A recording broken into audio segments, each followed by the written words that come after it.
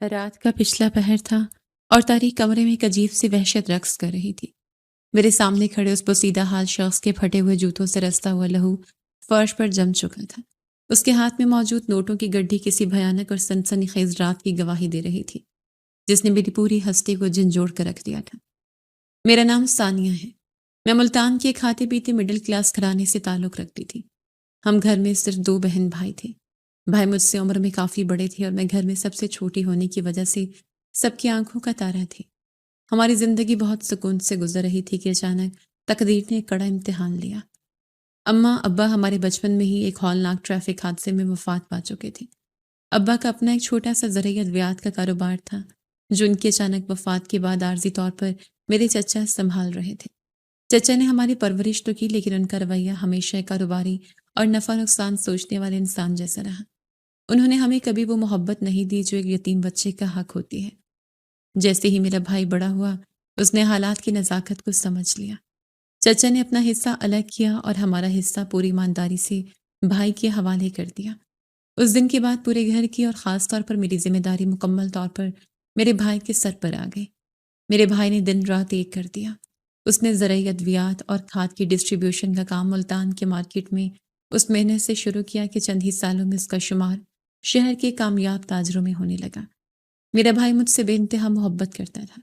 وہ صرف میرا بڑا بھائی نہیں تھا، بلکہ میرا سب سے اچھا دوست اور محافظ بھی تھا۔ بھائی نے مجھے کبھی ماں باپ کی کمی محسوس نہیں ہونے دی۔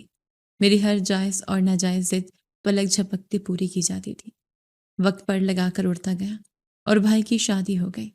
میری بھابھی ایک نہایت سلجھی ہوئی اور محبت کرنے والی خاتون تھی۔ وہ مجھے بالکل اپنی چھوٹی بہنوں کی طرح چاہتی تھی۔ گھر کا ماحول بہت خوشگوار اور پرسکون تھا۔ میں بھی بھابھی کی بہت عزت کرتی تھی اور ان کے ہر کام میں ہاتھ بٹاتی تھی۔ اسی طرح دن بہت اچھے گزر رہے تھے۔ میری تعلیم کا سلسلہ جاری تھا۔ میں نے شہر کی ایک مشہور یونیورسٹی سے ماسٹرز میں داخلہ لے لیا تھا۔ میں نے فیشن اور جدید رجحانات کو اپناتے ہوئے اپنی یونیورسٹی کی زندگی کا بھرپور لطف اٹھایا۔ میری سوچ بہت آزاد اور ماڈرن تھی۔ مجھے لگتا تھا کہ دنیا میری مٹھی میں ہے اور میں جو چاہوں گی مجھے مل جائے گا۔ یونیورسٹی کے کیفیٹیریا میں اکثر میں اور میری سہیلیاں گھنٹوں بیٹھ کر اپنے خواب بنا کرتی تھیں۔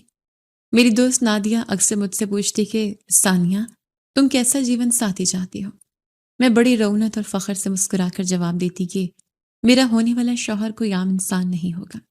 وہ بہت پڑھا لکھا، اعلیٰ تعلیم یافتہ اور کسی ملٹی نیشنل کمپنی میں بڑے عہدے پر فائز ہوگا۔ وہ بڑی سی چمکدار گاڑی میں آئے گا اور مجھے ایک شاندار محل جیسے گھر میں بیاہ کر لے جائے گا۔ میں اپنے حسن، اپنی ڈگری اور اپنے بھائی کی دولت پر بہت غرور کرتی تھی۔ مجھے لگتا تھا کہ میں کسی شہزادی سے کم کسی انسان کے لائق ہی نہیں ہوں۔ میں نے جیسے ہی اپنا ماسٹر اچھے نمبروں سے مکمل کیا تو گھر میں ایک جشن کا سما تھا۔ بھائی بہت خوش تھے۔ اس شام بھائی نے مجھے اپنے کمرے میں بلایا۔ وہ صوفے پر بیٹھے کچھ سوچ رہے تھے اور ان کے چہرے پر ایک عجیب سی سنجیدگی تھی۔ میں ہنستی مسکراتی ہوئی اندر داخل ہوئی اور ان کے پاس بیٹھ گئی۔ بھائی جان، آپ اتنے سنجیدہ کیوں لگ رہے ہیں؟ آج تو میری کامیابی کا دن ہے۔ میں نے ان کا بازو پکڑتے ہوئے لاڈ سے پوچھا۔ انہوں نے گہری سانس لی اور میری طرف مڑ کر نہایت نرمی سے بولے، ثانیہ، مجھے تم سے ایک بہت ضروری بات کرنی ہے اور یہ تمہاری زندگی کا سب سے اہم فیصلہ ہے۔ میں چونک گئی اور دھیان سے ان کی طرف دیکھنے لگی۔ میں تمہاری شادی کرنا چاہتا ہوں، لیکن اس سے پہلے تمہاری مرضی جان لینا چاہتا ہوں۔ بھائی نے میری آنکھوں میں جھانکتے ہوئے کہا، تم پڑھی لکھی ہو، باشعور ہو اور زندگی کے اچھے برے کو سمجھتی ہو۔ اگر تمہاری نظر میں کوئی پسندیدہ شخص ہے یا کوئی ایسا لڑکا ہے جسے تم شادی کرنا چاہتی ہو تو مجھے بلا جھجک بتا دو۔ میں تمہارا بھائی ہونے کے ساتھ ساتھ تمہارا بہت اچھا دوست بھی ہوں۔ میں تمہاری خوشی کے لیے ہر حد تک جاؤں گا۔ اس وقت مجھے اچانک اپنے ابا کی وہ بات یاد آئی جب میں بہت چھوٹی تھی۔ ابا اکثر محبت سے میرے ماتھے پر بوسہ دے کر کہتے تھے کہ بیٹا یاد رکھنا، جو بیٹیاں ماں باپ اور بڑے بھائیوں کے سامنے سر جھکا لیتی ہیں اور اپنی منمانی نہیں کرتی، وہی لڑکیاں دنیا اور آخرت میں کامیاب ہوتی ہیں۔ سچ تو یہ تھا کہ مجھے واقعی کوئی لڑکا پسند نہیں تھا۔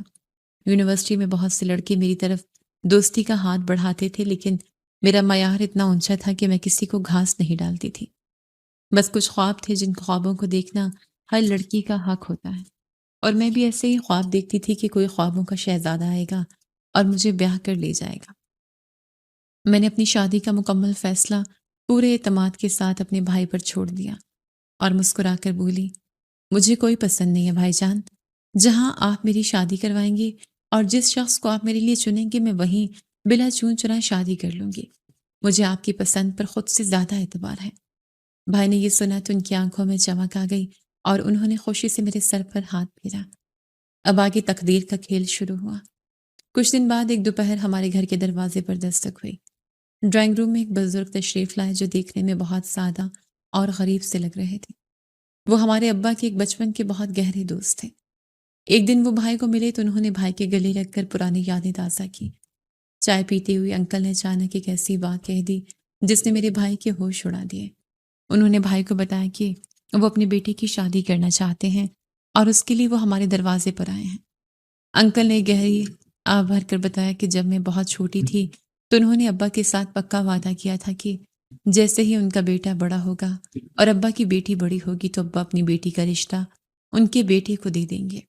بھائی کو یہ سن کر بہت شدید حیرانگی ہوئی کیونکہ انہیں اس وعدے کے بارے میں بالکل کچھ معلوم نہیں تھا، لیکن وہ جانتے تھے کہ انکل 100% سچ کہہ رہے ہیں کیونکہ ابا سچ میں اپنے دوست سے بے تحاشا محبت کرتے تھے اور ان کے لیے اپنی جان بھی حاضر کر سکتے تھے۔ بھائی گہری سوچ میں پڑ گئے۔ انہیں یہی تھا کہ میں نے فیصلہ تو مکمل طور پر ان پر چھوڑ دیا ہے، اور دوسری طرف ابا کی زبان اور ان کی کہی ہوئی بات کا مان رکھنا بھی بھائی نے اپنے اوپر ایک بہت بڑا دینی اور اخلاقی فرض سمجھ لیا تھا۔ وہ نہیں چاہتے تھے کہ ان کے مرحوم باپ کا کوئی وعدہ جھوٹا پڑے، لیکن اصل مسئلہ کچھ اور تھا جس نے بھائی کو اندر سے ہلا کر رکھ دیا تھا۔ اب واقعی اس دوست کا بیٹا بہت کم پڑھا لکھا تھا۔ وہ بمشکل میٹرک پاس کر سکا تھا اور کسی فیکٹری میں ایک معمولی سی نوکری کرتا تھا۔ اس کی تنخواہ اور اس کا رہن سہن ہمارے معیار کے آس پاس بھی نہیں بھٹکتا تھا، جبکہ میں ایک اعلیٰ تعلیم یافتہ، خوبصورت اور فیشنیبل لڑکی تھی۔ میں نے کالج، ہاسٹل اور یونیورسٹیز میں پڑھا تھا۔ میرے خیالات اور میری سوچ بہت مختلف اور جدید تھی۔ میں ایک آزاد خیال لڑکی تھی جس کے لیے اپنی مرضی کی شاندار زندگی جینا ہی سب سے بڑا اور واحد مقصد تھا۔ میرا اور اس لڑکے کا کوئی جوڑ نہیں تھا۔ ہم دو الگ الگ دنیاؤں کے واسی تھے۔ بھائی نے کئی راتیں جاگ کر گزاری۔ انہوں نے بھابھی سے بھی مشورہ کیا کہ کیا کیا جائے۔ بھابھی بھی ابا کی عزت اور وعدے کے حق میں تھی۔ بالآخر جذبات اور فرائض کی اس جنگ میں باپ کے وعدے کی جیت ہوئی۔ بھائی نے ابا کے اس دوست کے بیٹے سے میرا رشتہ طے کر دیا۔ میرا لہنگا شہر کے سب سے مشہور ڈیزائنر سے تیار کروایا گیا۔ میں ہواؤں میں اڑ رہی تھی۔ مجھے لگ رہا تھا کہ میری زندگی کا سب سے حسین باب شروع ہونے والا ہے۔ مہندی کی رات میں نے بہت ڈانس کیا اور سب کی توجہ کا مرکز بنی رہی۔ مجھے ذرا سا بھی اندازہ نہیں تھا کہ حقیقت کیا ہے۔ اگلے دن بارات آئی۔ میں اپنے کمرے میں دلہن بنی بیٹھی تھی۔ میرا نکاح اس انجان شخص سے پڑھا دیا گیا۔ میں نے خوشی خوشی قبول ہے کہہ کر کاغذات پر دستخط کر دیے۔ رخصتی کا وقت آیا تو میں بھائی کے گلے لگ کر بہت روئی۔ بھائی کی آنکھوں میں بھی آنسو تھے، لیکن ان کی آنسوں میں کوئی اور کہانی چھپی تھی جو میں اس وقت پڑھنے سے قاصر تھی۔ مجھے روتا دھوتا ایک گاڑی میں بٹھا کر رخصت کر دیا گیا۔ گاڑی کا سفر طویل ہوتا جا رہا تھا اور میرے دل کی دھڑکنیں تیز ہو رہی تھیں۔ جب گاڑی رکی تو میں نے کھڑکی سے باہر دیکھا۔ یہ ایک بہت ہی تنگ اور خستہ حال گلی تھی۔ ارد گرد کے مکانات بہت چھوٹے اور بوسیدہ تھے۔ میرا دل ایک دم سے دھک سے رہ گیا۔ میں نے سوچا شاید یہ راستہ بھٹک گئے ہیں، لیکن ڈرائیور نے دروازہ کھولا اور مجھے اترنے کا اشارہ کیا۔ مجھے ایک نہایت ہی چھوٹے اور کم روشنی والے گھر میں لے جایا گیا۔ گھر کی دیواروں کا رنگ اکھڑا ہوا تھا اور صحن بہت تنگ تھا۔ میری تو سانس رکنے لگی۔ مجھے ایک چھوٹے سے کمرے میں بٹھا دیا گیا جس کی سجاوٹ انتہا درجے کی معمولی اور سستی تھی۔ میرے خوابوں کا محل ایک سیکنڈ میں ٹوٹ کر بکھر گیا۔ شادی کی رات تھی۔ پہلی دفعہ میں نے اپنے شوہر کو دیکھنا تھا۔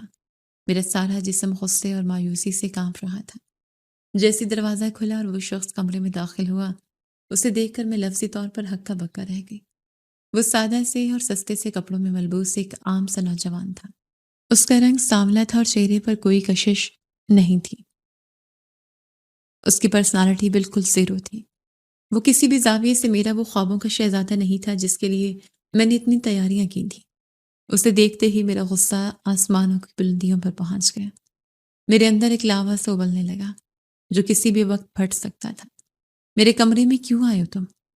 میں بیڈ سے یکدم کھڑے ہوتے ہوئے زور سے چلائی۔ میری آواز میں اتنی تلخی تھی کہ وہ قدم روک کر وہیں کھڑا ہو گیا۔ کون ہو تم؟ اور تمہاری جرت کیسے ہوئی یہاں آنے کی؟ میں نے اپنا بھاری دوپٹہ پیچھے کی طرف جھٹکتے ہوئے زہریلی لہجے میں پوچھا۔ وہ میرے اس اچانک حملے پر پوری طرح گھبرا گیا۔ اس کے چہرے پر ہوائیں اڑنے لگیں۔ آپ غلط سمجھ رہے ہیں، اس نے میری طرف نظریں جھکاتے ہوئے انتہائی کانپتی ہوئی آواز میں کہا۔ کیا غلط سمجھ رہی ہوں میں؟ بکواس بند کرو اپنی اور دفع ہو جاؤ یہاں سے۔ میں نے اس کی بات کاٹتے ہوئے حقارت سے کہا۔ میں ہی آپ کا شوہر ہوں، اس نے فرش کی طرف دیکھتے ہوئے جواب دیا۔ اس کا یہ ایک جملہ کسی بم کی طرح میرے دماغ پر گرا۔ کیا بکواس کرے تم؟ میرا بھائی میرے ساتھ ایسا گھناؤنا مذاق کبھی نہیں کر سکتا۔ میں بے ساختہ چلائی۔ آج پہلی دفعہ مجھے اتنی شدت سے محسوس ہو رہا تھا کہ میرے بھائی نے میرے ساتھ بہت بڑی اور ناقابل معافی زیادتی کر دی ہے۔ ساری رات میں بیٹھ پر کروٹیں بدلتی رہی تھی اور وہ شخص میرے حاکمانہ حکم کے مطابق فرش پر تکیہ رکھے نہایت خاموشی سے سوتا رہا تھا۔ یہ وہ زندگی نہیں تھی جس کی میں نے بچپن سے خواب دیکھے تھے۔ میں نے جھنجلا کر غصے سے اپنا بھاری دوپٹہ کھینچا اور زور سے پاؤں پٹکتے ہوئے بیڈ سے نیچے اتر آئی۔ میری جوتی کی تیز اور غصیلی آواز سے وہ ایک دم ہڑبڑا کر اٹھ بیٹھا اور پریشانی سے ادھر ادھر دیکھنے لگا۔ آپ اٹھ گئی ہیں؟ میں آپ کے لیے ناشتہ اور گرم چائے لے کر آتا ہوں۔ اس نے فرش سے عجلت میں اٹھتے ہوئے اور اپنے کپڑے جھاڑتے انتہائی عاجزی اور نرمی سے کہا۔ اس کی آواز میں ایک عجیب سی لرزش اور احترام تھا جو مجھے اس کی کمزوری اور احساس سے کمتری لگا۔ مجھے تمہارے گندے ہاتھ کی کوئی چیز نہیں چاہیے۔ دفع ہو جاؤ میری نظروں سے اور آئندہ مجھ سے بات کرنے کی جرت مت کرنا۔ میں نے ڈریسنگ ٹیبل کے سامنے کھڑے ہو کر اپنے بال باندھتے ہوئے انتہائی کرخت اور زہریلی لہجے میں جواب دیا۔ میرا خون کھول رہا تھا اور میرا بس نہیں چل رہا تھا کہ میں اس گھر کی ہر چیز کو آگ لگا دوں۔ وہ میرے اس تلخ اور ظالمانہ رویے پر ایک لمحے کے لیے ساکت رہ گیا۔ اس کی گہری آنکھوں میں ایک عجیب سے دکھ بھری چمک ابھری، لیکن اس نے پلٹ کر کوئی ترش جواب نہیں دیا۔ وہ اپنا سر جھکائے ہوئے بغیر کوئی لفظ ادا کیے خاموشی سے کمرے کا بوسیدہ دروازہ کھول کر باہر نکل گیا۔ میں وہیں ڈریسنگ ٹیبل کے دھندلے شیشے کے سامنے کھڑی خود کو اور اپنے نصیب کو کوستی رہی۔ آج میرا ولیمہ تھا اور مجھے اس بدبودار اور غریب خانے میں دلہن بن کر بیٹھنا تھا۔ شیشے میں اپنا اترا ہوا چہرہ دیکھ کر مجھے اپنے آپ پر شدید ترس آنے لگا۔ تھوڑی دیر بعد دروازہ دوبارہ کھلا اور وہ ایک پرانی سی سلور کی ٹرے میں چائے کا کپ اور چند سستے بسکٹ رکھے اندر داخل ہوگا۔ اس نے نہایت احتیاط سے قدم بڑھاتے ہوئے وہ ٹرے میرے سامنے میز پر رکھی۔ آپ کچھ کھا لیں، رات کو آپ نے غصے میں کچھ نہیں کھایا تھا، بھوکی رہیں گی تو بیمار پڑ جائیں گی۔ اس نے میری طرف براہ راست دیکھے بغیر دھیمی آواز میں التجا کی۔ اس کے لہجے میں ایک عجیب سی فکر تھی جو مجھے زہر لگ رہی تھی۔ میں نے تم سے کہا نا، مجھے زہر لگتی ہے تمہاری یہ منحوس شکل اور تمہارا لایا ہوا یہ سستا اور گھٹیا کھانا۔ میں نے پوری طاقت سے میز پر پڑی ٹرے کو زور سے ہاتھ مارا۔ چائے کا کپ کلا بازیاں کھاتا ہوا دور جا گرا اور ٹوٹ گیا۔ گرم چائے فرش پر بکھر گئی اور بسکٹ مٹی میں رل گئے۔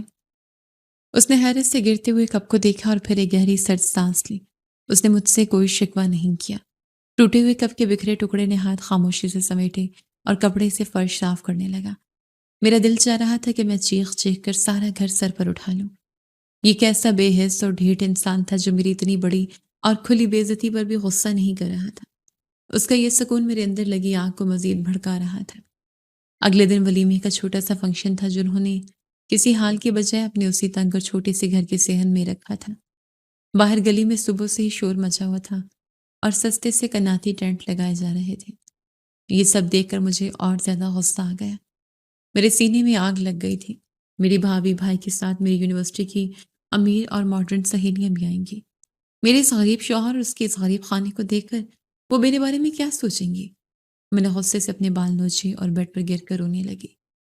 جیسا انہوں نے ولیمے کا فنکشن رکھا ہے، دھوپ میں ٹینٹ لگا کر اور سستی سی پلاسٹک کی کرسیاں بچھا کر، میری ساری دوستوں میں ہمیشہ کے لیے ناک کٹ جائے گی۔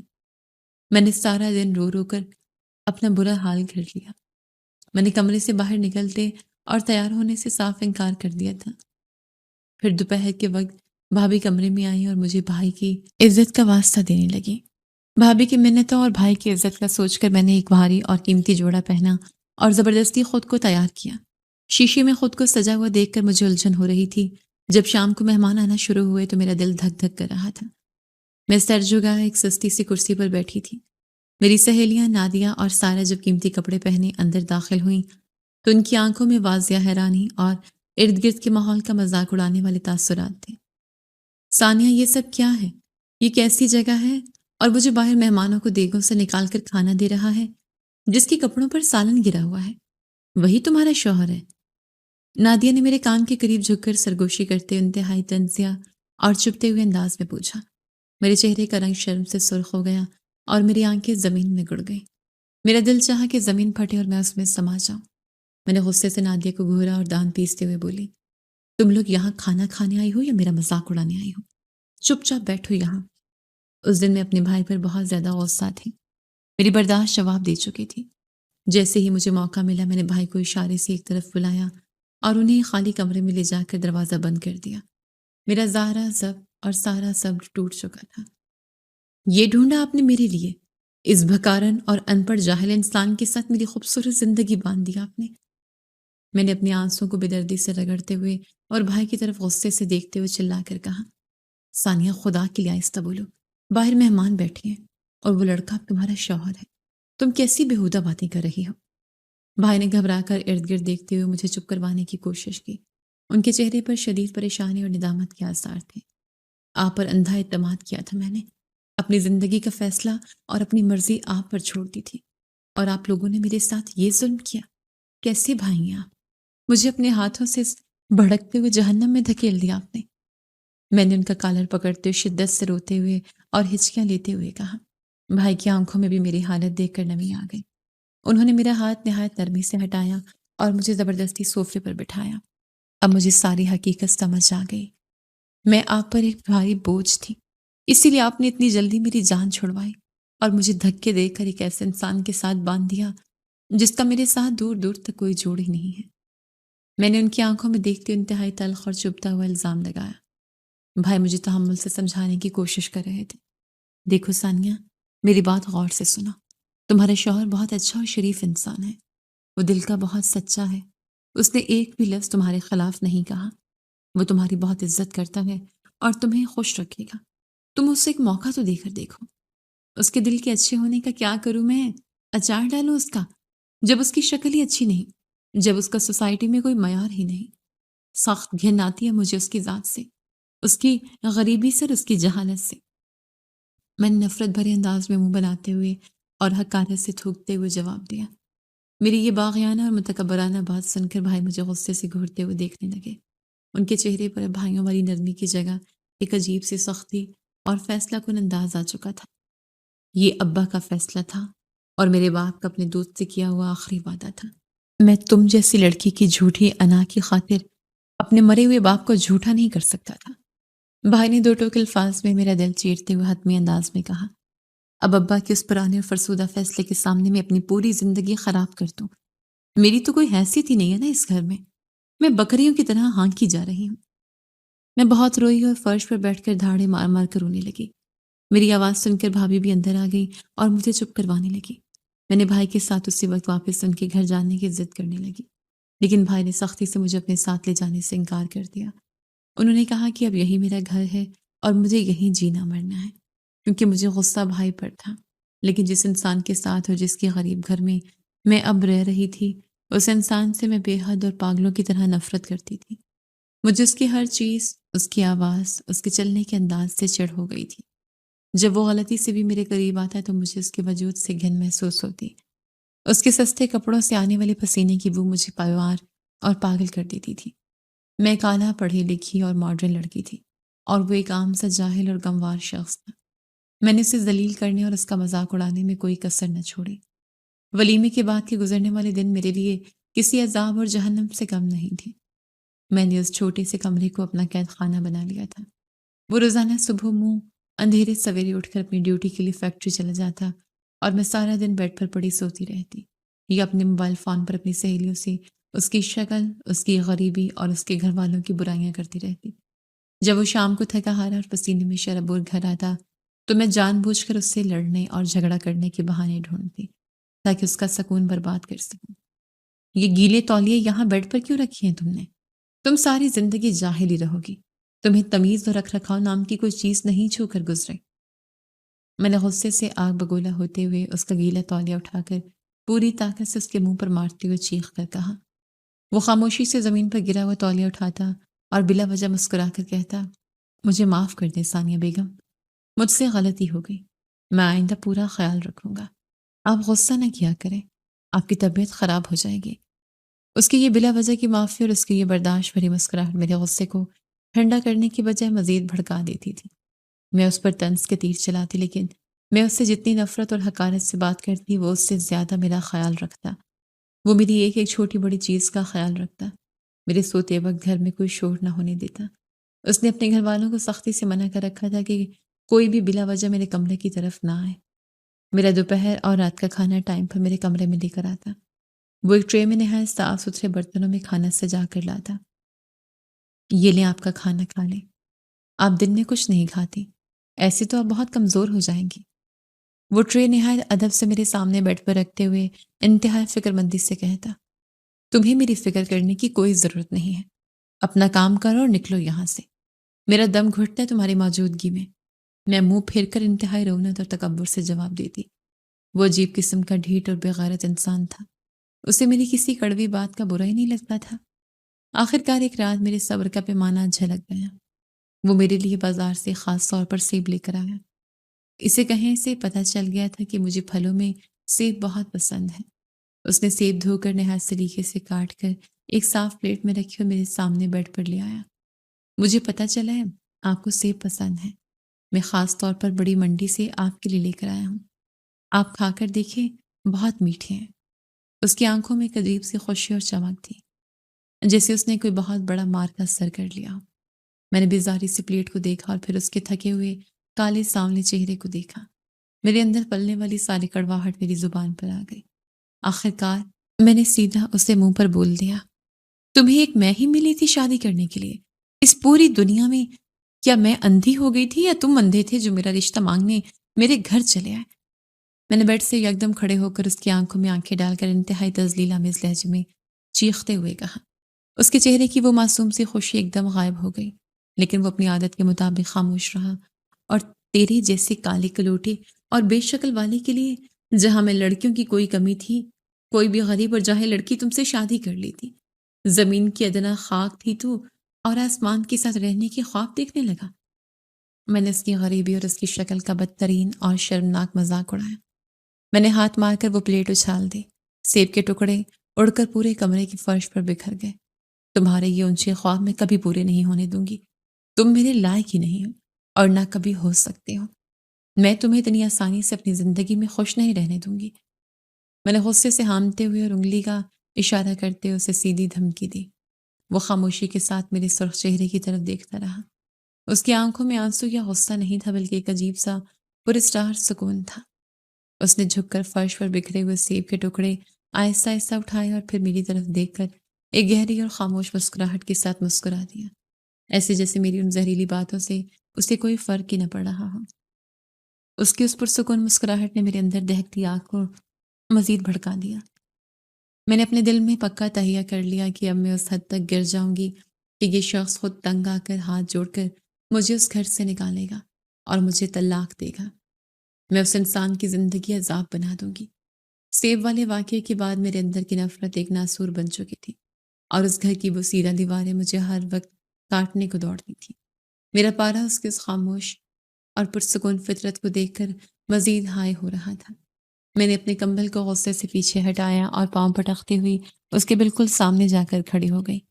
میری آنکھوں میں غصے کی سرخ لکیریں تیر رہی تھیں اور میرا سارا جسم ایک انجانی وحشت سے کانپ رہا تھا۔ میں اپنے بھائی کے گھر جانا چاہتی ہوں، میں نے اس کی آنکھوں میں آنکھیں ڈال کر حتمی اور دو ٹوک لہجے میں اپنا فیصلہ سنایا۔ وہ میری اس اچانک بات پر چونک گیا اور اس کے ہاتھ سے کنگھی چھوٹ کر میز پر گر گئے۔ اس نے گہری سانس لی اور میری طرف دیکھ کر دھیمی آواز میں بولا، میں آپ کو لے چلتا ہوں۔ اس نے نہایت نرمی اور برداشت سے جواب دیا، آپ تیار ہو جائیں، ہم مل کر چلتے ہیں، لیکن شام کو میرے ساتھ واپس آ جائے گا۔ اس کی اس بات پر میرے تن بدن میں آگ لگ گئی۔ آپ کے بغیر مجھے یہ گھر سونا سا لگتا ہے ثانیہ بیگم۔ اس نے میری خشمگین نگاہوں کو نظر انداز کرتے ہوئے اپنے دل کی بات کہی۔ ٹھیک ہے، بکواس کر رہے ہو تم؟ میں نے اس کی بات کاٹتے انتہائی زہریلی اور کرخ لہجے میں کہا، میں تمہارے ساتھ مزید رہ نہیں سکتی اور نہ ہی مجھے اس غریب خانے میں واپس آنا ہے۔ میں نے اپنا ہاتھ ہوا میں لہراتے ہوئے اسے اس کی اوقات یاد دلانے کی کوشش کی۔ تم سمجھ کیوں نہیں رہے کہ میرا اور تمہارا کوئی جوڑ نہیں ہے؟ اور میں یہاں گھٹ گھٹ کر مر جاؤں گی۔ وہ میرا یہ فیصلہ کن انداز دیکھ کر خاموش ہو گیا اور اس نے اپنا سر جھکا لیا۔ اس نے مجھ سے کوئی بحث نہیں کی اور اپنا پرانا سا بیگ اٹھا کر کمرے سے باہر نکل گیا۔ اس کے جانے کے بعد میں نے اپنا موبائل فون اٹھایا اور غصے سے کانپتے ہوئے ہاتھوں کے ساتھ اپنے بھائی کا نمبر ڈائل کیا۔ میں جانتی تھی کہ میرا بھائی مجھ سے بہت محبت کرتا ہے اور وہ میری ایک آواز پر مجھے اس عذاب سے نکالنے کے لیے دوڑا چلائے گا۔ فون کی گھنٹی بج رہی تھی اور میرے دل کی دھڑکن تیز تھی۔ جیسی بھائی نے فون اٹھایا میں نے رونا شروع کر دیا۔ بھائی جان، مجھے یہاں سے لے جائیں، میں اس جاہل انسان کے ساتھ مزید ایک سیکنڈ بھی نہیں رہ سکتی۔ میں نے ہچکیاں لیتے ہوئے اور اپنی آواز میں درد پیدا کرتے ہوئے بھائی سے منت کی۔ ثانیہ، کیا ہو گیا صبح صبح؟ تم کیسی باتیں کر رہی ہو؟ بھائی کی آواز میں پریشانی کے ساتھ ساتھ ایک ناگوار سی سختی بھی تھی۔ یہاں میرا دم گھٹتا ہے بھائی جان، اور مجھے اس شخص سے گھن آتی ہے۔ میں نے روتے ہوئے اپنے دل کی بھڑاس نکالی اور سوچا کہ بھائی ابھی گاڑی نکال کر مجھے لینے آ جائیں گے، لیکن میں نے جیسے ہی بھائی کو فون کیا تو بھائی کا جواب سن کر میرے پیروں کے نیچے سے زمین نکل گئی۔ ان کا لہجہ برف کی طرح سرد اور پتھر کی طرح سخت ہو چکا تھا۔ ثانیہ، تم اس گھر میں بیاہ کر گئی ہو اور اب وہی تمہارا گھر ہے، بھائی نے ایک ایک لفظ پر زور دیتے ہوئے کہا، جس نے میری روح تک کو ہلا کے رکھ دیا۔ خوش قسمت ہو تم کہ تمہیں اتنا اچھا اور شریف شوہر ملا ہے جو تمہاری ہر بدتمیزی برداشت کر رہا ہے۔ بھائی کی اس بات نے میرے سارے مان کو توڑ کر رکھ دیا تھا۔ اگر تم طلاق لے کر اس گھر میں آؤ گی تو یاد رکھنا، اس گھر کے دروازے تمہارے لیے ہمیشہ کے لیے بند ہے۔ بھائی نے انتہائی بے رحمی سے اپنا حتمی فیصلہ سنا اور فون بند کر دیا۔ میں ہاتھ میں فون پکڑے خاموشی کے ساتھ بیڈ پر بیٹھ گئی۔ میرا دماغ سن ہو چکا تھا اور آنکھوں سے آنسو خشک ہو گئے تھے۔ مجھے اپنے کانوں پر یقین نہیں آ رہا تھا کہ یہ وہی بھائی ہے جو کل تک میری ایک چھینک پر پورا گھر سر پر اٹھا لیتا تھا۔ آج اسی بھائی نے میری زندگی کے سب سے بڑے مسئلے پر مجھے یوں تنہا اور بے آسرا چھوڑ دیا تھا۔ کمرے کی خاموشی مجھے ڈرا رہی تھی اور مجھے لگ رہا تھا جیسے میں چاروں طرف سے اونچی دیواروں میں چن دی گئی ہوں۔ اب میں خود اس سے طلاق نہیں مانگوں گی۔ میں نے اپنے آنسو صاف کرتے ہوئے دانت پیس کر دل ہی دل میں عہد کیا، بلکہ یہ شخص مجھے خود طلاق دے گا اور ہاتھ جوڑ کر مجھے اس گھر سے نکالے گا۔ میں نے ایک خونی ارادہ کرتے ہوئے اپنے آپ سے وعدہ کیا، پھر تو بھائی مجھ پہ غصہ نہیں کریں گے نا جب وہ خود مجھے چھوڑے گا۔ میں اس شخص کو ہی پوری دنیا اور اپنے بھائی کی نظروں میں برا بناؤں گی اور اس سے طلاق بھی لوں گی۔ یہی کہتے ہوئے میں نے ارادہ کر لیا تھا کہ میں اب اپنی حکمت عملی تبدیل کروں گی۔ میں جتنا اسے تنگ کرتی ہوں میں اس سے بھی زیادہ تنگ کروں گی اور اس کی زندگی اجیرن کر دوں گی۔ میں نے سوچ لیا تھا کہ میں اس کے صبر کا وہ امتحان لوں گی کہ یہ خود ہار مان جائے گا۔ وہ میری ہر ضرورت کا خیال رکھتا تھا اور ہر چیز میرے مانگنے سے پہلے مجھے لا کر دیتا تھا۔ اس کی یہی اچھائی میرے لیے سب سے بڑی رکاوٹ بن گئی تھی۔ وہ تو کسی طرح بھی مجھے کوئی موقع نہیں دے رہا تھا کہ میں اس کی کسی خامی کو بنیاد بنا کر اس سے جان چھڑوا سکوں۔ وہ ایک مشین کی طرح کام کرتا اور میری ہر گالی کا جواب مسکراہٹ سے دیتا تھا۔ میں نے بیڈ پر لیٹ کر گھنٹوں سوچا کہ آخر ایسا کیا کیا جائے کہ اس کی برداشت کا پیمانہ چھلک جائے۔ سوچتے سوچتے میرے دماغ میں اپنی یونیورسٹی کی دوست نادیہ کا خیال آیا۔ میں نے فوراً اپنے فون اٹھایا اور اپنی بیسٹ فرینڈ کو فون کیا۔ نادیہ وہ واحد لڑکی تھی جو پہلے بھی مجھ سے میرے شوہر کی برائیاں کرتی تھی اور میرے غصے کو ہوا دیتی تھی۔ ہیلو نادیہ، مجھے تمہاری مدد کی ضرورت ہے، میں اس گھر میں پاگل ہو جاؤں گی۔ میں نے فون ملتے ہی روتے ہوئے نادیہ سے فریاد کی۔ کیا ہوا ثانیہ، تم رو کیوں رہی ہو؟ اس جاہل نے کچھ کہا ہے کیا تمہیں؟ نادیہ نے فوراً میرے حق میں بولتے ہوئے میرے شوہر کو برا بھلا کہنا شروع کر دیا۔ وہ کہتی تھی تم اتنی خوبصورت اور ماڈرن لڑکی تھی، اس شخص کے ساتھ کیسے زندگی گزار رہی ہو؟ نادیہ کی باتوں نے میرے اندر کے غرور کو مزید جگا دیا۔ عجیب سا جاہل اور معمولی شکل و صورت کا انسان ہے وہ، اور تمہارا اس کے ساتھ کوئی میچ ہی نہیں بنتا۔ نادیہ نے میری دکھتی رگ پر ہاتھ رکھتے ہوئے کہا۔ میں اسے ہمدردیاں سمیٹتے ہوئے مزید رونے لگی اور بولی کہ میرے بھائی نے بھی مجھے واپس بلانے سے انکار کر دیا ہے۔ مجھے کوئی حل نہیں نظر آ رہا کہ میں کیسے اس عذاب سے جان چھڑواؤں۔ میں نے نادیہ کے سامنے اپنی مکمل بے بسی کا اظہار کر دیا۔ تم پریشان مت ہو ثانیہ، ہر مسئلے کا ایک حل ہوتا ہے۔ نادیہ نے بڑی چالاکی سے مجھے تسلی دیتے ہوئے کہا، تم ایک کام کرو، بھاری رقم کا خرچہ ڈال دو اس پر تاکہ وہ اندر سے ٹوٹ جائے۔ نادیہ کی اس تجویز نے میرے اندھیرے دماغ میں ایک روشن کرن پیدا کر دی۔ وہ خود ہی مجبور ہو کر تمہیں طلاق دے دے گا کیونکہ اتنی تو اس کی اوقات ہی نہیں ہے۔ نادیہ نے ایک انتہائی شیطانی اور کارگر مشورہ دیا۔ تم اس سے زیادہ پیسے مانگو اور تمہیں اتنا خرچہ دے دے یہ اس غریب کے بس کی بات نہیں ہے۔ نادیہ مسلسل مجھے اس کے خلاف اکسا رہی تھی اور مجھے یہ ترکیب بہت شاندار لگ رہی تھی۔ مجھے اس کی بات بہت پسند آئی اور میں نے دل ہی دل میں اپنے مطالبات کی ایک لمبی فہرست تیار کر لی۔ میں جانتی تھی کہ اس کی تنخواہ بہت معمولی ہے اور وہ گھر کا خرچ بھی بڑی مشکل سے چلاتا ہے۔ آخرکار شام کو جب وہ تھکا ہارا گھر واپس آیا تو میں نے اسے اپنے کمرے میں بلوا لیا۔ وہ دروازے کے پاس کھڑا تھا اور اس کے چہرے پر دن بھر کی مشقت کی سیاہی اور تھکن عیاں تھی۔ میں نے اسے بول دیا کہ مجھے تم سے ایک بہت ضروری بات کرنی ہے۔ جی ثانیہ بیگم، حکم کریں آپ۔ آپ کو کسی چیز کی ضرورت ہے؟ اس نے اپنی تھکن چھپاتے ہوئے نہایت ادب سے پوچھا۔ مجھے مہینے کا 30,000 روپے باقی ضروریات کے علاوہ چاہیے۔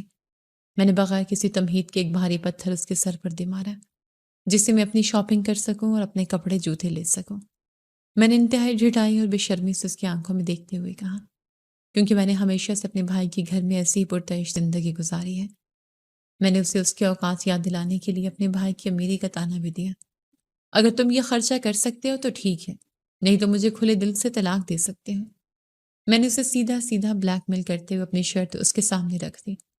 میں نے یہ سب اسے تنگ کرنے اور اس کی انا کو کچلنے کے لیے کیا تھا۔ مجھے پورا یقین تھا کہ وہ اتنی بڑی رقم کا سن کر غصے سے پاگل ہو جائے گا اور مجھ پر ہاتھ اٹھائے گا یا پھر طلاق دینے پر راضی ہو جائے گا۔ لیکن وہ عجیب قسم کا اور مٹی کا بنا ہوا شخص تھا۔ اس نے میری یہ ناممکن اور ظالمانہ شرط سن کر نہ تو کوئی غصہ کیا اور نہ ہی اپنی مجبوری کا رونا رویا۔ اس نے خاموشی سے سر ہلایا اور کمرے سے باہر چلا گیا۔ مجھے لگا کہ شاید وہ اندر سے ٹوٹ گیا ہے اور اب طلاق کے کاغذات ہی بنوائے گا، لیکن ایسا کچھ نہیں ہوا۔ ہر مہینے 30,000 روپے کی پہلی تاریخ کو ہی وہ میرے ہاتھ پر لا کر رکھ دیتا تھا۔ اس نے مجھے حیرت کے سمندر میں غرق کر دیا تھا۔ وہ صبح سویرے جب فیکٹری جانے کے لیے تیار ہوتا تو مجھے پیسے دے دیتا اور مسکرا کر کہتا کہ یہ لے ثانیہ بیگم، آپ بازار جائیں اور اپنی پسند کی شاپنگ کرائیں۔ وہ اتنے آرام اور سکون سے یہ بات کہتا جیسے وہ کسی فیکٹری کا مالک ہو اور 30,000 اس کے لیے معمولی رقم ہو، اور آپ کو کسی بھی حوالے سے فکر مند ہونے کی کوئی ضرورت نہیں ہے۔ وہ مجھے تسلی دیتے ہوئے مزید کہتا، جس سے مجھے الجھن ہونے لگتی تھی، آپ کی تمام ضروریات زندگی میرے اوپر فرض ہے اور یہ لازم ہے کہ وہ میں پوری کروں۔ وہ یہ بھاری جملہ اتنی آسانی سے ادا کر کے فیکٹری چلا جاتا تھا اور میں بستر پر بیٹھی ان کڑکڑاتے نوٹوں کو دیکھتی رہتی تھی۔ اس دن بھی 1 تاریخ تھی جب سردیوں کی ایک دھندلی صبح کا آغاز ہوا تھا۔ وہ صبح کے وقت فجر کی نماز پڑھا اور سیدھا میرے کمرے میں داخل ہوا۔ اس کے ہاتھ میں پیسوں کی گڈی تھی۔ اس نے میرے تکیے کے پاس وہ پیسے رکھے اور مجھے 30,000 روپے دے کر اپنے کام کے لیے نکل گیا۔ میں ان نوٹوں کو مٹھی میں دبائے بستر پر بیٹھی سوچ رہی تھی کہ میں بہت اچھی طرح جانتی تھی کہ وہ ایک مقامی اور چھوٹی سی فیکٹری میں کام کرتا آیا ہے، جہاں اس کی تنخواہ صرف 30,000 روپے ہی تھی۔ مجھے اس بات کا علم اس کے گھر والوں کی باتوں سے ہو گیا تھا۔ اگر وہ اپنی پوری مہینے کی تنخواہ یعنی 30,000 مجھے دے دیتا تھا تو باقی کے اخراجات وہ کیسے پوری کرتا تھا؟ یہ بات میری عقل اور میری سمجھ سے مکمل طور پر باہر تھی۔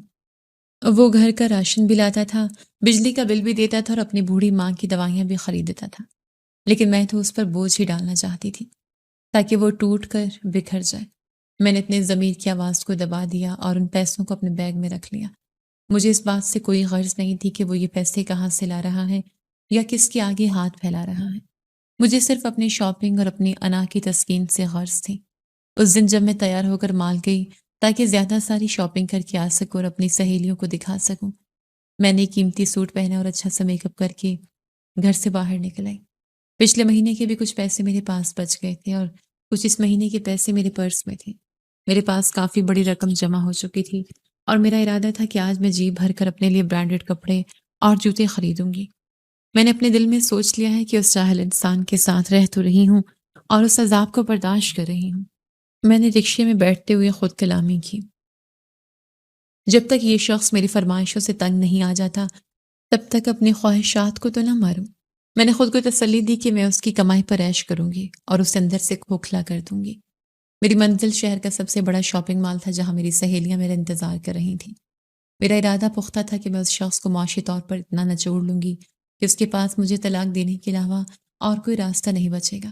میں رکشے میں بیٹھی شہر کے سب سے بڑے شاپنگ مال کی طرف جا رہی تھی۔ میرے پرس میں 30,000 روپے کی بھاری رقم موجود تھی اور میرا غرور آسمان کو چھو رہا تھا۔ شہر کے وسط میں پہنچ کر ٹریفک کا شدید ازدحام مل گیا۔ رکشہ ایک بس اڈے کے بالکل سامنے جا کر رک گیا۔ گرمی اور ہب سے میرا برا حال ہو رہا تھا اور میں جھنجلا کر باہر دیکھنے لگی۔ اچانک میری نظر بس اڈے کے ہجوم میں ایک جانی پہچانی شکل پر پڑی۔ وہ ایک ٹرک کے پاس کھڑا تھا اور اس کے کندھوں پر ایک بھاری بوری لدی ہوئی تھی۔ میں نے اپنی آنکھیں رگڑ کر دوبارہ غور سے دیکھا۔ یہ تو میرا شوہر ہے۔ میرے منہ سے بے ساختہ ایک دبی ہوئی چیخ نکل گئی اور میرا سارا جسم سن ہو گیا۔ وہ مسلسل بھاری سامان اپنے سر اور کندھوں پر لاد کر بسوں کی چھتوں پر چڑھا رہا تھا۔ اس کے کپڑے پسینے میں مکمل طور پر شرابور ہو چکے تھے اور اس کے ماتھے سے پسینہ بہہ کر اس کی آنکھوں میں جا رہا تھا۔ میں نے دھیان سے اس کے قدموں کی طرف دیکھا۔ اس کی جوتی بری طرح ٹوٹی ہوئی تھی اور اس کے پاؤں گرد اور مٹی سے اٹے ہوئے تھے۔ یا اللہ، یہ شخص یہاں کیا کر رہا ہے؟ میرا دل میرے سینے میں زور زور سے دھڑکنے لگا اور میری سانسیں اکھڑ گئیں۔ اس وقت میری روح تک کانپ گئی۔ آج نہ جانے کہ اس شخص پر مجھے بے حد رحم آیا اور میرے اندر کا سارا غرور ایک سیکنڈ میں پاش پاش ہو گیا۔ وہ ساری رات ایک فیکٹری میں نائٹ شفٹ کرتا تھا اور پھر دن بھر اس بس اڈے پر لوگوں کے بوجھ اٹھاتا تھا۔ ان کا سامان اپنے سر پر لاد کر ٹرک اور گاڑیوں میں لوڈ کرتا تھا۔ اس کا وہ ٹوٹا ہوا جوتا اور اس کے وہ پھٹے پرانے کپڑے چیخ چیخ کر گواہی دے رہے تھے کہ یہ شخص جتنا بھی کماتا تھا وہ صرف اور صرف مجھ پر خرچ کرتا تھا۔ اس نے اپنے لیے ایک جوتا تک نہیں خریدا تھا اور میری جھوٹی انا کی تسکین کے لیے خود کو عذاب میں ڈال رکھا تھا۔ وہ چاہتا تو مجھے ایک منٹ میں طلاق دے کر اس اذیت سے جان چھڑا لیتا، لیکن اس نے مجھے طلاق نہ دی بلکہ میری ہر جائز اور ناجائز خواہش کو پورا کرتا رہا۔ آج میری آنکھوں میں خود بخود آنسو آ گئے۔ رکشہ موڑو، مجھے واپس گھر جانا ہے۔ میں نے روتے ہوئے رکشے والے کو آواز دی اور اپنے آنسوں کو چھپانے کی کوشش کی۔ میں جو مال میں شاپنگ کے لیے جا رہی تھی انہی قدموں واپس اپنے اسی غریب خانے میں لوٹ آئی۔ گھر پہنچ کر میں نے اپنے کمرے کا دروازہ بند کیا اور بیڈ پر گر کر اتنا روئی کہ میری ہچکی بن گئی۔ میرا دل اس قدر بھاری ہوا تھا کہ خوب جی بھر کر روئی۔ میں نے اس شخص کے ساتھ کتنی بڑی زیادتی کی تھی۔ وہ مجھ سے کتنی سچی محبت کرتا تھا جس کا مجھے آج تک اندازہ ہی نہیں ہو سکا تھا۔ ہو سکتا ہے میں ایک پڑھے لکھے اور بہت خوبصورت انسان سے شادی کرتی تو وہ مجھے یہ مقام کبھی نہ دیتا۔ مجھے آج سمجھ آئے کہ ایک امیر انسان کبھی مجھے یہ ایمان، یہ سچی چاہت اور یہ بے لوث محبت نہ دے سکتا جو یہ غریب شخص مجھے دے رہا تھا۔ آج مجھے اپنی زندگی میں پہلی دفعہ یہ تلخ احساس ہوا کہ میں مکمل طور پر غلط تھی۔ اللہ نے میرے نصیب میں اتنا اچھا اور مخلص انسان رکھا تھا اور میں نے اپنی جہالت میں اس کی شدید بے قدری کی تھی۔ شام کا وقت تھا جب وہ گھر آیا۔ وہ روزمرہ سے بھی زیادہ تھکا ہارا اور نڈھال لگ رہا تھا۔ اس نے کمرے میں آتے ہی میری طرف ایک نظر دیکھی اور پھر خاموشی سے صوفے کے کونے پر لیٹ گیا۔ تھکن اس قدر زیادہ تھی کہ لیٹتے ہی سو گیا۔ میں بیڈ پر خاموشی سے بیٹھی اس کے معصوم اور تھکے ہوئے چہرے کو دیکھ رہی تھی۔ میں جیسی اپنی جگہ سے اٹھی تو میری پائل کی ذرا سی آہٹ سے اس کی آنکھ کھل گئی۔ وہ ہڑبڑا کر صوفے سے اٹھ بیٹھا اور پریشانی سے میری طرف دیکھنے لگا۔ مجھے فیکٹری جانا تھا نا، میری تو آنکھ لگ گئی۔ اس نے گھبراہٹ میں اپنے بال درست کرتے ہوئے کہا اور دروازے کی طرف بڑھنے لگا۔ آپ بیٹھیں، میں بھی آپ کے لیے باہر سے کھانا لاتا ہوں، آپ کھانا کھا لیں۔ اس نے اپنی تھکن کو یکسر نظر انداز کرتے ہوئے میری بھوک کی فکر کی۔ میں نے تیزی سے آگے بڑھ کر اس کا ہاتھ تھام لیا۔ وہ ہکا بکا رہ گیا اور انتہائی حیرت سے میری طرف دیکھنے لگا، کیونکہ یہ ہماری شادی کے بعد پہلی دفعہ تھا کہ میں اس طرح اس کا ہاتھ تھامے اس کے اتنے قریب کھڑی تھی۔ اس کی آنکھوں میں ایک عجیب سی بے یقینی تھی۔ کھانا تم نہیں لاؤ گے، اب سے کھانا میں لاؤں گی۔ میں نے اس کی آنکھوں میں دیکھتے نہایت نرمی اور محبت سے کہا، اور آج تم فیکٹری نہیں جاؤ گے، آج تم صرف آرام کرو گے۔ میں نے اس کے ہاتھ دباتے ہوئے اپنے فیصلے سے آگاہ کیا۔ کوئی ضرورت نہیں ہے تمہیں میری خاطر دن رات اتنا کمانے کی اور خود کو یوں ہلکان کرنے کی۔ میرے لہجے میں اس کے لیے ایک سچا درد اور تڑپ موجود تھی۔ میں اس قابل ہی نہیں ہوں کہ تم جیسے عظیم شخص کی محبت پا سکوں۔ میری آنکھوں سے بے بہا آنسو بہنے لگے اور میرا گلا رند گیا۔ بہت بے قدری کی ہے میں نے تمہاری اور تمہیں بہت اذیت دی ہے۔ میں نے روتے ہوئے اپنے گناہوں کا اعتراف کیا۔ مجھے معاف کر دو، خدا کے لیے مجھے معاف کر دو۔ میں پھوٹ پھوٹ کر رونے لگی، لیکن وہ شخص آج بھی مجھ پر ذرا سا بھی غصہ نہیں تھا۔ اس کی آنکھوں میں پہلی دفعہ ایک سچی اور گہری امید چمکی تھی۔ میں بے ساختہ اس کے قدموں میں بیٹھ گئی اور اس کی گھٹنوں میں سر رکھ دیا۔ مجھے معاف کر دو، میں نے تمہیں کبھی سمجھا ہی نہیں تھا۔ میں نے سسکیاں لیتے ہوئے اس کے قدموں کو چھوا۔ تم جاہل نہیں ہو، بلکہ میں اندھی تھی جو تمہاری اچھائیاں دیکھ سکی۔ میری آواز درد سے بھاری ہو چکی تھی۔ وہ میری اس حالت پر شدید گھبرا گیا اور جلدی سے مجھے کندھوں سے پکڑ کر اٹھانے لگا۔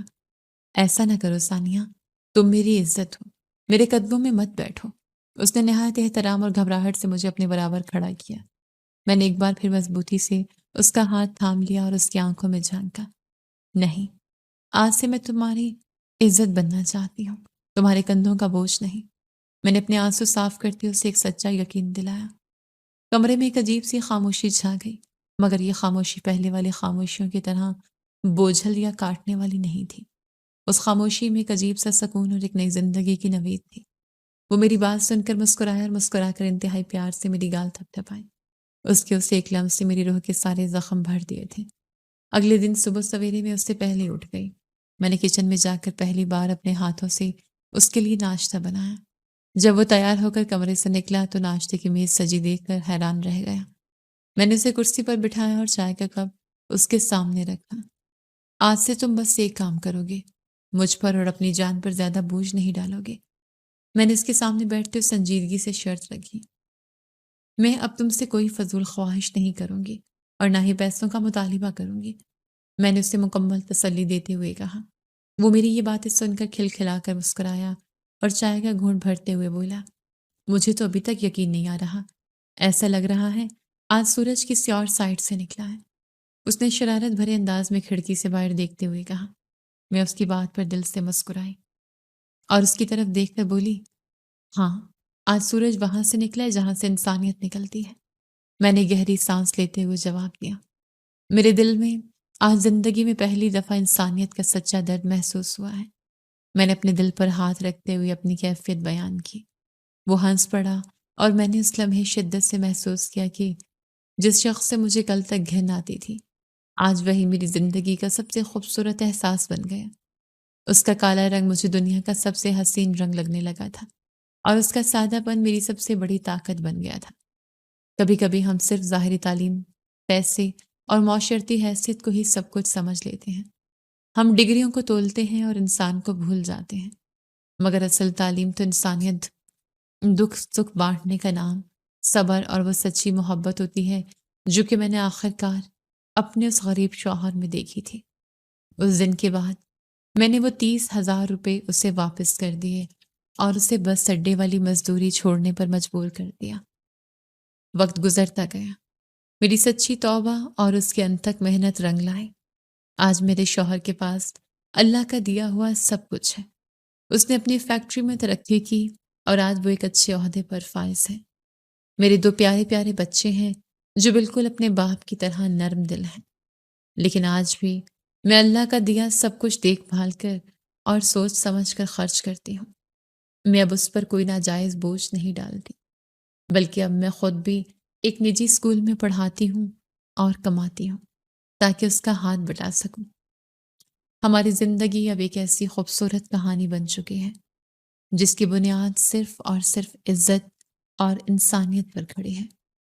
مجھے اب مالز میں جانے اور سہیلیوں کو دکھاوا کرنے کی کوئی ضرورت محسوس نہیں ہوتی، کیونکہ میری اصل دولت میرا شوہر اور میرا یہ پرسکون گھر ہے۔